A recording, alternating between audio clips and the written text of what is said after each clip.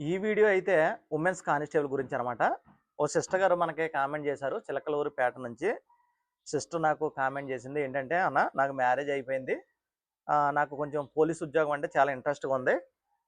నేను దాని గురించి ప్రయత్నం చేస్తాను. అయితే చాలామంది మా బంధువులు, చుట్టాలు ఏమంటున్నారంటే, ఆహ్, పోలీస్‌లోకే ఉండి పోలీస్‌లోకి ఎళ్తావా?" అని చెప్పేసి కొంచెం నెగెటివ్‌గా మాట్లాడుతున్నారన్న. కొంచెం దాని గురించి మీరు క్లారిటీ ఇవ్వండన్న. మా హస్బెండ్ అయితే నాకైతే ఎంకరేజ్ చేస్తారు. సో, ఈ పోలీస్ వ్యవస్థలోకి మహిళలు ఎళ్తే ఎలా ఉంటది? ఉమెన్స్ ఎళ్తే ఎలాగుంటది? అసలు దాని గురించి ప్రిపరేషన్ ప్లాను అందులోకి పెళ్లయిపోయిన ఉమెన్స్ చాలామంది ఉంటారన్న. వాళ్ళ గురించి అంటే చిన్నప్పుడే కొంతమంది 18 సంవత్సరాలు అలాగా మ్యారేజ్ చేసేస్తారన్న తొందరగానే. వాళ్ళ గురించి కూడా చెప్పండన్న. నేను అటువంటి ఒక మహిళనే. ఆల్రెడీ నాకు మ్యారేజ్ అయ్యి పిల్లలు కూడా ఉన్నారు. అని చెప్పేసి చెప్పడం అయితే జరిగింది. ఆ సిస్టర్ కోసం ఈ వీడియో అయితే చేయడం జరుగుతుందనమాట. ఫ్రెండ్స్ మీరు గాక మన ఛానల్‌ని ఫస్ట్ టైమ్ చూసినట్లయితే మన ఛానల్‌ని సబ్స్క్రైబ్ చేయడం మర్చిపోవద్దు. మన ఛానల్ అయితే సబ్స్క్రైబ్ చేయండి. మ్యారేజ్ అయిన తర్వాత కుటుంబ బాధ్యతలు, అదేవిధంగా ఇంటి పనుల మధ్య ఉమెన్స్ పోలీస్ అంటే ఉమెన్ పోలీస్ లేదా వార్డు మహిళ పోలీస్ ఉద్యోగాలకి. మనకైతే ఇప్పుడు ఉమెన్స్ పోలీసే పడ్డది కాబట్టి ఉమెన్స్ పోలీస్ ఉద్యోగానికి ప్రిపరేషన్ అనేది చాలా పెద్ద సవాలే. ఎందుకంటే చాలా పెద్ద సవాలని చెప్పుకోవాలి. కానీ సరైనటువంటి ప్లానింగ్ మరియు పట్టుదల ఉంటే సొంతంగా ప్రిపేర్ అయ్యి మళ్ళీ వీళ్ళు కోచింగ్ వెళ్ళడానికి అది ఇది కొంచెం ఇబ్బందయితది. ఎందుకంటే పిల్లలుంటారు. వాళ్ళని చక్కబెట్టుకోవాలి. ఇల్లు పనులన్నీ చక్కబెట్టుకోవాలి. హస్బెండ్‌ని సంబంధించినటువంటిగా అయన్నీ చూసుకోవాలి. ఇంక ఇల్లు బాధ్యతలన్నీ వాళ్ళకి వండి పెట్టడం కాడ్నుంచి సమస్తం చక్కబెట్టిన తర్వాత ఇంటికాడే ఉండి, వాళ్ళకి దొరికినటువంటి ఫ్రీ టైమ్‌లో మాత్రమే ప్లాన్ చేసుకొని ఆహ్, ప్రిపరేషన్ చేయవలసి ఉంటదనమాట. ప్రిపేర్ అయ్యి ఖచ్చితంగా ఉద్యోగం సాధించొచ్చు అంటే ఖచ్చితంగా ఇంటి దగ్గరే ఉండి మీరు ప్రిపరేషన్ చేసుకుంటూ ఉద్యోగం అయితే సాధించొచ్చు. ఇందులో పెద్ద గొప్పతనం ఏముంది గానీ ఖచ్చితంగా అయితే ఉద్యోగం కొట్టొచ్చనమాట.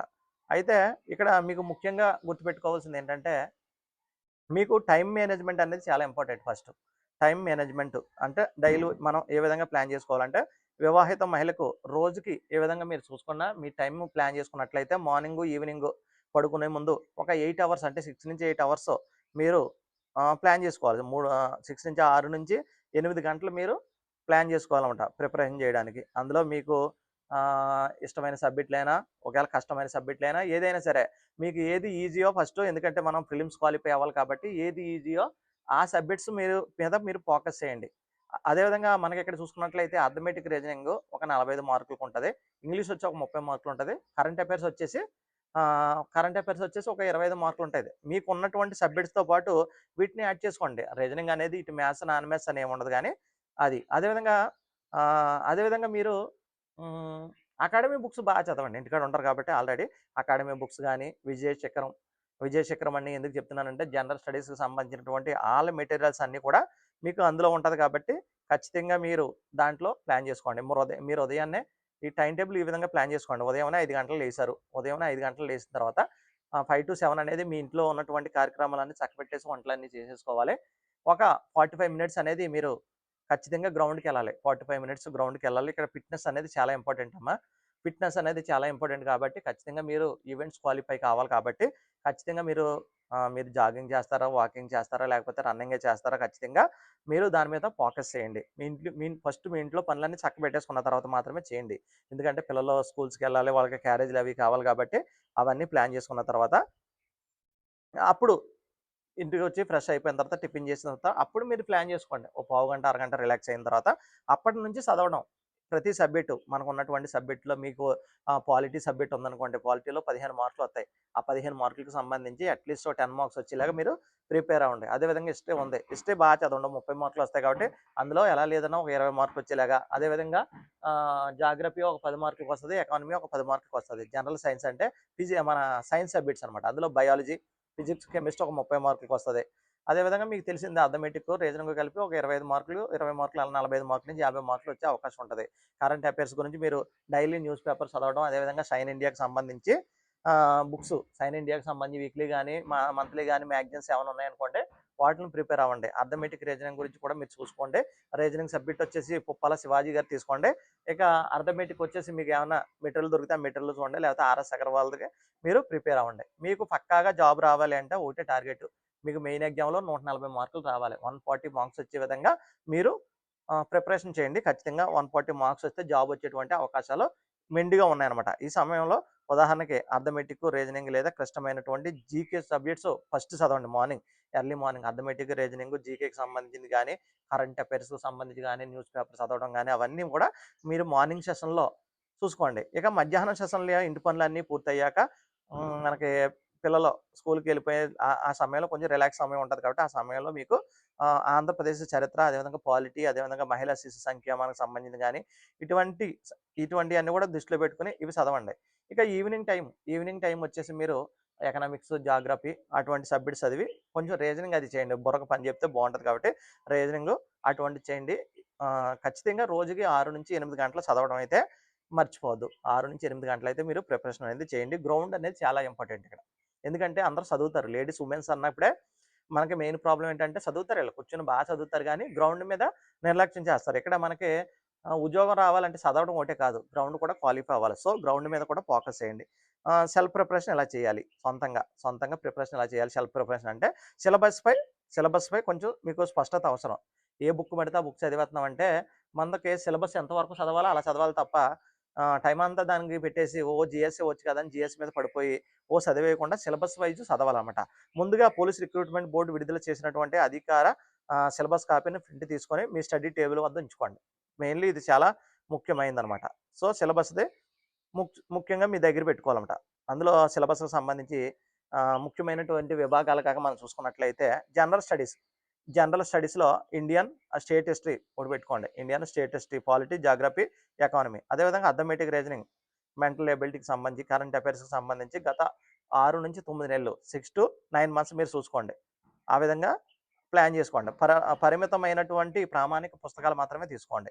ఎక్కువ పుస్తకాలు కొని అయోమయానికి గురి కాకుండా ప్రతి సబ్జెక్ట్‌కి ఒకే మంచి ప్రామాణిక పుస్తకాన్ని ఎంచుకొని దాన్నే ఒక 5-10 టైమ్స్ 5-10 టైమ్స్ అనేది మీరు చదువుతూ రివిజన్ చేసుకుంటూ, మాక్ టెస్ట్‌లు చేసుకుంటూ, ఓల్డ్ టెస్ట్ పేపర్స్ ఉంటాయి ఆల్రెడీ. గతంలో జరిగినటువంటి ఓల్డ్ టెస్ట్ పేపర్స్ అవన్నీ దగ్గర పెట్టుకొని, అందులో ఏ విధంగా అడుగుతున్నాడు, ఎక్కడి నుంచి ఎక్కువ బిట్లు అడుగుతున్నాడు అన్నాటిల మీద మీరు ఫోకస్ చేయండి. అదేవిధంగా మీరు కోచింగ్ ఎళ్తలేదు. ఇంటికాడే ఉంటున్నారు. అటువంటప్పుడు ఏం చేయాలంటే యూట్యూబ్ మరియు ఆన్‌లైన్ రిసోర్సెస్ ఉంటాయి. ఆన్‌లైన్‌లో సెల్ ఫోన్‌లో వచ్చేటువంటి కొన్ని కోచింగ్ సెంటర్‌కి వెళ్ళకపోయినా గానీ యూట్యూబ్‌లో ఉచితంగా లభించేటువంటి అర్థమెటిక్, రీజనింగ్ కాన్సెప్ట్స్ వీడియోస్ ఉంటాయి. వాటినైతే మీరు ఫాలో అవ్వండి. అందులో ముఖ్యంగా షార్ట్‌కట్‌లు, ముఖ్యమైన పాయింట్లు ఇవన్నీ కూడా మీరు నోట్ చేసుకోండి. అదేవిధంగా ప్రీవియస్ పేపర్స్ గురించి చెప్పాను. గతంలో జరిగినటువంటి మెయిన్స్, పోలీసు, కానిస్టేబుల్ పరీక్షలు, క్వెషన్ పేపర్స్ కనీసం 5-10 సార్లు విశ్లేషించండి. 5-10 టైమ్స్ అనేది విశ్లేషించండి. ప్రశ్నలు ఏ టాపిక్ నుంచి ఎక్కువగా వస్తున్నాయో అర్థం చేసుకొని ఆ టాపిక్స్‌పై ఎక్కువగా దృష్టి పెడితే మీకు సక్సెస్ అయ్యేటువంటి అవకాశం చాలా ఎక్కువగా కనపడుతుంది. మ్యారేజ్ అయిన వాళ్ళకి ప్రత్యేకమైనటువంటిగా ఏమన్నా చెప్తారా అని అంటే కుటుంబ సహకారం. ముఖ్యంగా మీకు కుటుంబ సభ్యుల సహకారం కావాలి కాబట్టి మీ లక్ష్యాన్ని ఫస్ట్ ఏం చేస్తారంటే మీ భర్త లేదా మీ కుటుంబ సభ్యులు ఎవరైతే ఉన్నారో మీ అత్తమామలు గాని, మీ భర్త గాని, ఇంకా మీ ఆడపడుచులు గాని, మీ తల్లిదండ్రులు వాళ్ళందరికి చెప్పండి. రోజుకి ఎలా లేదన్నా నాకు 6-8 అవర్స్ నేను చదువుకోవాలి. దయచేసి ఆ విధంగా మీరు ఎంకరేజ్ చేయమని చెప్పేసి అడగండి. ఆ విధంగా మీకు టైం కేటాయించుకోండి. నాకు 6 మంత్ కావాలి. 6 నెలల తర్వాత మళ్ళీ నేను యాజ్ ఇట్ ఈస్‌గా మన ఇంటి పనులన్నీ కూడా చేస్తానని చెప్పేసి మీ హస్బెండ్‌కి చెప్పి ఆ విధంగా మీరు చూసుకోండి. వంట, ఇంటి పనుల్లో ఆడియో లెర్నింగ్ అనేది చేయండి ఎక్కువ. వంట పనులు అడిగి చేస్తున్నప్పుడు లేదా ఇంటి పనులు చేసుకుంటున్నప్పుడు ఇయర్ ఫోన్స్ పెట్టుకొని కరెంట్ అఫైర్స్‌కి సంబంధించినటువంటి విషయాలు గానీ, క్లాసెస్ అనేవి కొంచెం ఆడియోలో ఉంటాయన్నమాట. ఆడియో క్లాసెస్ ఉంటాయి. అది ఇండియన్ ఎకానమీ గానీ, పాలిటీ గానీ, బయాలజీకి సంబంధించి గానీ, హిస్టరీకి సంబంధించింది గానీ, ఇవన్నీ కూడా మనకి ఆన్‌లైన్‌లో దొరుకుతుంటాయి. ఆడియో క్లాసెస్‌లు దొరుకుతుంటాయి. లేదా యూట్యూబ్ ఇంపార్టెంట్ బిట్స్ అని చెప్పేసి కొడితే ఆ బిట్స్ అనేవి చెప్తుంటారు. అవి వినండి. అదేవిధంగా షార్ట్స్ నోట్స్ మరి మీరు తయారు చేసుకోవాలన్నమాట. చదివేటప్పుడు ముఖ్యమైనటువంటి పాయింట్స్ అన్నీ కూడా చిన్న నోట్‌బుక్ ఒకటి తీసుకొని ఆ నోట్‌బుక్‌లో ఎప్పటికప్పుడు రాసి పెట్టుకోండి. షార్ట్ నోట్స్ అనేవి రాసుకోవడం చాలా ఇంపార్టెంట్ అనమాట. పరీక్ష ముందు ఇవే వేగంగా రివిజన్ చేసుకోవడానికి మనకి టైంని సేవ్ చేస్తాయి. అదేవిధంగా ఆరోగ్యం, శారీరక దార్ఢ్యంపై దృష్టి పెట్టండి. ఉమెన్స్ పోలీస్ పోస్టులకి ఈవెంట్స్ రన్నింగ్, లాంగ్ జంప్ మొదలైనవి ఉండే అవకాశాలుంటాయి కాబట్టి రోజు ఖచ్చితంగా ఒక 1 అవర్ అనేది దీని మీద దృష్టి పెట్టండి ప్రాక్టీస్‌కనేది. మంచి ఆహారం తీసుకోండి, పౌష్టికాహారం తీసుకోండి, సరైన నిద్ర ఉండే విధంగా ప్లాన్ చేసుకోండి. అట్‌లీస్ట్ ఎలా లేదన్నా ఒక 6 అవర్స్ నుంచి 8 అవర్స్ మీరు మంచిగా నిద్రపోవాలి. అదేవిధంగా వారాంతపు ప్లాన్ చేసుకోండి. వారంలో ఖచ్చితంగా ఒక 5 రోజులు చదివి, ఒక 2 డేస్, 1 డే అలా కొంచెం ఆహ్, గ కొంచెం రివిజన్ మాక్ టెస్ట్‌లు ఆ విధంగా రాసుకోవడానికి వారమంతా చదివినటువంటి విషయాలను రివిజన్ చేయడం మరియు ఆన్‌లైన్, ఆఫ్‌లైన్ గ్రాండ్ టెస్ట్‌లు, మాక్ టెస్ట్‌లనమాట. అవన్నమాట.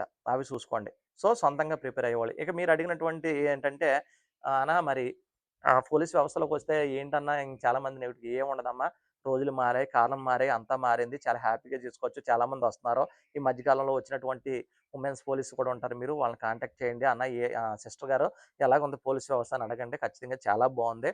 ఉమెన్స్‌కి ఇంకా బాగుంది. మెరుగైనటువంటి సదుపాయాలతో మీకైతే డ్యూటీస్ ఉంటాయి. మీకు అంత హార్డ్ డ్యూటీస్ అటువంటిది ఏముండదు. మీ ఫ్యామిలీ సపోర్ట్ ఉంటే చాలా మంచిగా మంచిగా మీరు ప్రిపరేషన్ చేసుకోవచ్చు. అదేవిధంగా వెల్ సెటిల్ అవ్వచ్చనమాట ఫైనాన్షియల్‌గా. మీరు వెల్ సెటిల్ అవ్వచ్చు. అదే కాకుండా మీరు సెటిల్ అయితే మీ పిల్లలకు కూడా ఒక దారి చూపించినోళ్ళు అవుతారు కాబట్టి ఖచ్చితంగా అపోహలనమాట. మన చుట్టుపక్కల ఉండేవాళ్ళు చాలామంది చాలా రకాలుగా చెప్తుంటారు. అవన్నీ మీరు దృష్టిలో పెట్టుకోవద్దు. దయచేసి మీ ప్రిపరేషన్ మీరు పెట్టుకోండి. మీ హస్బెండ్‌తో మాట్లాడండి. ఆయన సహకారాన్ని పొందండి. మీ అత్తమామల సహకారాన్ని పొందండి. మీ పిల్లల కోసం, మీ ఇంటి కోసం మీరు మాత్రమే కష్టపడాలి. అంతేకాదు. ఎంతోమంది ఎన్నో విధంగా నెగెటివ్ కామెంట్స్ చేస్తారు. వాళ్ళెవరైనా ఎళ్లి చూసొచ్చారా అక్కడ? వాళ్ళెవరు ఎళ్లి చూసి రాలేదు. లేదు మనకు అవసరం అయితది. మన అవసరాల్లో వాళ్ళేమన్నా మనకు సాయం చేస్తారా? ఆ విధమైనటువంటి సాయం కూడా చేయరు. ఏదంటే చూసొచ్చినట్లు ఇక్కడ ఎలా జరుగుతది, అక్కడ ఎలా జరుగుతది. జరిగేది ప్రతి చోట జరుగుతూనే ఉంటది. అటువంటిది మనం ఎవడం ఆపలేము. మన క్యారెక్టర్ మీద ప్రతీది కూడా ఆధారపడి ఉంటది. సో, పోలీస్ వ్యవస్థలో ఉమెన్స్‌కి చాలా బావుంటుంది. టైమ్ టు టైమ్ వీళ్ళు డ్యూటీ చేసుకుంటారు. షిఫ్ట్ వైస్ డ్యూటీ చేసుకుంటారు. ఫ్యామిలీ వెల్‌ఫేర్ ఉంటది ఖచ్చితంగా. ఫ్యామిలీ వెల్‌ఫేర్‌తో పాటే మంచి సాలరీ కూడా మనం తీసుకోవచ్చు ఇక్కడ. మంచి సాలరీస్. అంతే కాకుండా లేడీస్‌కి ఇక్కడ తొందరగా ప్రమోషన్స్ వస్తాయి సిస్టర్ గారు. ఇక్కడ వుమెన్స్‌కి తొందరగా ప్రమోషన్స్ అనేవి వస్తాయి. మీ కసి, మీ పట్టుదల ఏదైతే ఉందో దాన్ని మంచిగా పొదును పెట్టినట్లయితే మీకు మంచి సక్సెస్‌ఫుల్ వుమెన్‌గా, సక్సెస్‌ఫుల్ వైఫ్‌గా, సక్సెస్‌ఫుల్ మదర్‌గా ఈ సొసైటీని ముందు గైడ్‌కి ముందుండి నడిపించేటువంటి ఒక అవకాశం మీకొచ్చింది. సో, మన వీడియో ఎవరైతే చూస్తున్నారో మీ అందరికి కూడా ఈ మాటలో మోటివేట్ అయ్యుండాలి. సమాజంలో రకరకాల మనుషులు రకరకాలుగా చెప్తుంటారండి. అది నర్సింగ్ పోస్ట్ అన్నారనుకోండి, నర్సింగ్ పోస్ట్ వేస్ట్ అండి బాగోదంటారు. పోలీస్ అంటే పోలీస్ ఇంకేది బావుంటది? చెప్పండి ఏది బావుంటది? చేతకానోళ్ళు చెప్పేటువంటి మాటలు అవన్నీ. అవన్నీ మీరు పట్టించుకోవద్దు. మీరు ఖచ్చితంగా ప్రిపరేషన్ చేయండి. ఎందుకంటే 33% అనే పోస్టులనేవి మీకు కేటాయిస్తారు. ఈజీగా మీరు ఉద్యోగం కొట్టొచ్చు. ఎందుకంటే చాలామంది వుమెన్స్ అనేవాళ్ళు భయపడిపోయి దీనికి రారు. ప్రిలిమ్స్‌లోనే సగం మంది పోతే చాలామంది ఏం చేస్తారంటే చదవడం ఏంటి చదువుతారు గానీ, ఫిజికల్ ఈవెంట్స్‌ని నెగ్లెక్ట్ చేస్తారు. ఫిజికల్ ఈవెంట్స్‌ని నెగ్లెక్ట్ చేయడం ద్వారా చాలామంది ఫిజికల్ ఈవెంట్స్‌లోనే డిస్‌క్వాలిఫై అయిపోతారు. సో, ఫైనల్‌గా వచ్చేది మనకి ఒక పోస్ట్‌కొచ్చేసి ఒక 5, 6 మంది మాత్రమే పోటీలో ఉంటారు. సో, మీరు గట్టిగా ప్రిపరేషన్ చేయగలిగితే ఆ ఒక్కరు మీరెందుకు కాకూడదు? అవన్నీ కూడా దృష్టిలో పెట్టుకొని ఖచ్చితంగా మీకోసం, మీ కుటుంబం కోసం మీరు కష్టపడండి. మళ్ళీ వయసు అయిపోయిన తర్వాత ప్రయత్నం చేద్దామన్నా చేయలేము. ఏజ్ ఉన్నప్పుడే మీరు ప్రయత్నం చేయండి. సక్సెస్ అయ్యారా మీ లైఫ్ టర్న్ అయిపోతది. ఒకవేళ సక్సెస్ కాలేదా మీరు గ్రూప్స్ వైపు ఎళ్ళండి ఒకవేళ. గ్రూప్ 2 గాని ఆ వైపు ఎళ్ళండి. ఖచ్చితంగా ఏదో ఒక జాబ్ కొట్టుకోవడానికే అవకాశం అనేది ఉంటది. సో, ఈ మాటలు గాక మిమ్మల్ని మోటివేట్ చేసినట్లయితే మన ఛానెల్‌ని మీరు ఫాలో చేయండి. మన ఛానెల్ సబ్స్క్రైబ్ చేయండి, లైక్ చేయండి, అనేక మందికి షేర్ చేయండి. వీలుంటే మీ వాట్సాప్ స్టేటస్‌లో కూడా మన వీడియోస్ పెట్టుకోండి. అనేక మందికి ఈ వీడియో మోటివేషన్ కింద ఉంటది. ఓకేనా? Thank you Chellamma. Thank you.